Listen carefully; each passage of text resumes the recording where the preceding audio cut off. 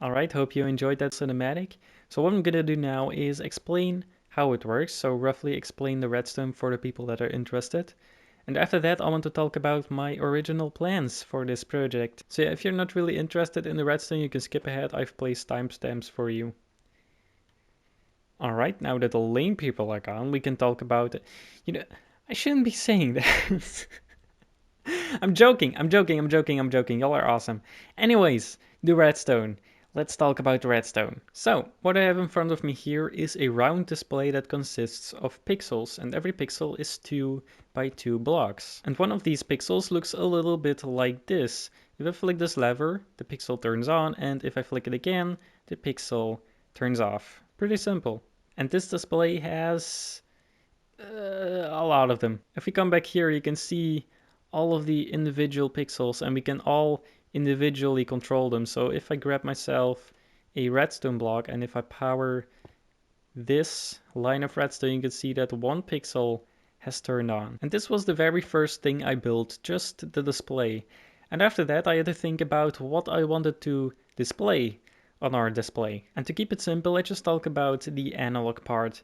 So this has a total of 72 different states. The minutes and the seconds are indicated by the long hand of the clock, which has a total of 60 different states because there are 60 seconds in a minute and 60 minutes in an hour. And we're using the short hand of the clock to indicate the hours, which only has 12 states, which adds up to a total of 72 states. And all of that is stored in this. This is a 213 block long decoder, which has all of the possible things that have to appear on this screen. I had to manually code all of these states into this thing. I spent way too long on this. So at this point I had the display completely done. I had everything that needs to be displayed on the display completely done.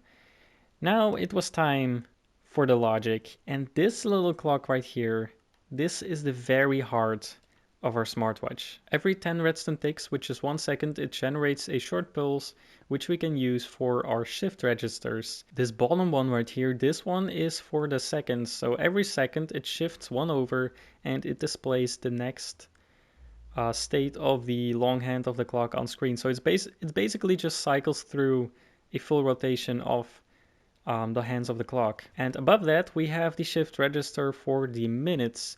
And this one only fires when the shift register for the seconds reaches the very end. So as you can see, when the signal reaches the end, it goes up here and fires the shift register for the minutes, which means when the seconds go from 59 to 0, the minutes go up by 1. And next to that over here is another shift register which indicates the hours. And this one only gets activated once the shift register for the minutes reaches the end. So all of this is just for the analog clock. And of course we also have a digital clock. And this one runs parallel with the analog one. Whenever the minute shift register shifts, the minutes over here also shift. The only difference is that we now need 2 shift registers to indicate the minutes, because this digit can go from 0 to 9 and this digit goes from 0 to 5, which you can see right here. So this shift register handles the first digit and this shift register handles the second digit. And then when this shift register reaches the end, then it fires the shift register for the hours.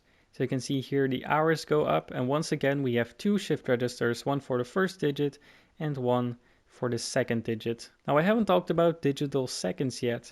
In digital mode we don't display the seconds, however we do have this column over here that flickers on for 1 second and off for another second, which is controlled by this T flip-flop over here using a powdered snow bucket. And those are the bare bones of it. However, there are some other things that appear on screen, like this ring that you can see during the startup animation, which is literally just a ring of redstone going from the top over here, going all the way around, activating all of the outside pixels all the way to the bottom. And you can see that in between every pixel there is a 1 redstone tick delay, which makes that cool animation. And these 2 horizontal lines, that's just 1 slot in our decoder, which turns on when we're in digital mode. And that's basically it, is what I would say if this project was...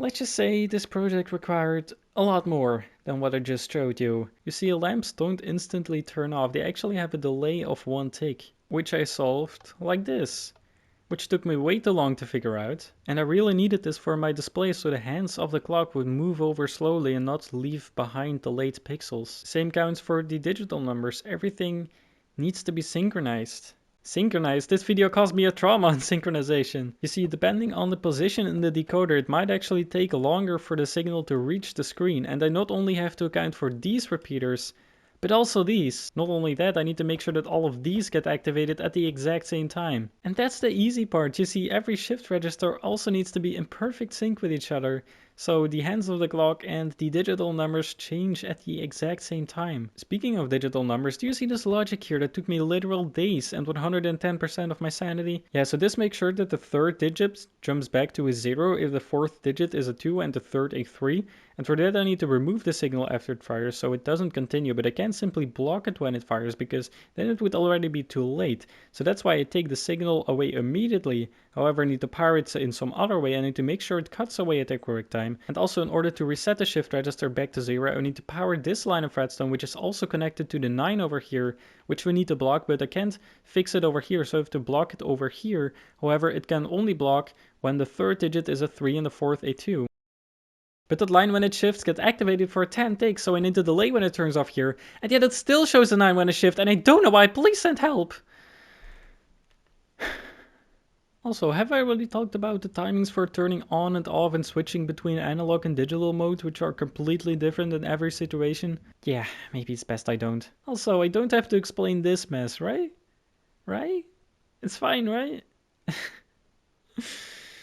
In case you couldn't tell, this redstone was very frustrating. And I think I'm done explaining. Hey, that rhymes. Alright, welcome back people that skipped the redstone. I did not have a mental breakdown trying to explain this redstone and remembering my traumas of building it. Anyways, yes, let's talk about my original plans for this project, because I was planning on adding a few more features, not just displaying analog and digital time. So originally I was planning on being able to set the time, because currently I have to break and replace some repeaters in the shift registers in order to change the time, which is of course not very user friendly. So the way it would work is that a line would appear under the digit that you're currently changing, and then you can use the buttons to make it go up or down. However, my shift registers can only go one way, they're not bidirectional. And also when we change this, when we change the second digit, when we make this one go up by 1, the shift register for the analog clock, which has to be, it has to display in the same time, so this one would have to fire 10 times. And I just didn't want to deal with those timings. I was also planning on adding a chronometer so you would be able to time something. However, in that case, it would lose all of the data for the time unless I made like another shift register. And I don't know, I'm done with this project. I don't want to work on this anymore. And lastly, I was also thinking about adding a heart rate monitor. Well, a fake heart rate monitor, because of course in Minecraft you don't have a heart rate.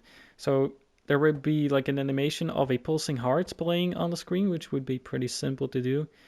And then just a number that randomly goes up and down. So yeah, these are 3 things that I could potentially still add in the future. However, I don't think I'm going to. This project, it's been a pain to do. For the past 3 weeks, I've just been doing timings. I've just been fiddling with repeaters, just adding 1 tick, seeing what it changes, adding another tick, see if it's finally synchronized, which it isn't, and doing that over and over again. I'm done. I am completely done. I'm burned out of this project. So yeah, that was all I wanted to show you. I really hope I hope this video kind of made sense. Like I said, I'm really burnt out of this project, and this video was a complete mess. It's gonna be a pain to edit too. But hey, what I have right now works perfectly. Everything works. Everything is synchronized except this 9 over here, which keeps showing. But apart from that, everything is perfectly synchronized. Everything works. I think I'm happy with this project, and I hope you are too. But yeah, anyways, that was it for this video. I really hope you enjoyed, and I'll see you, hopefully, in the next video. Goodbye.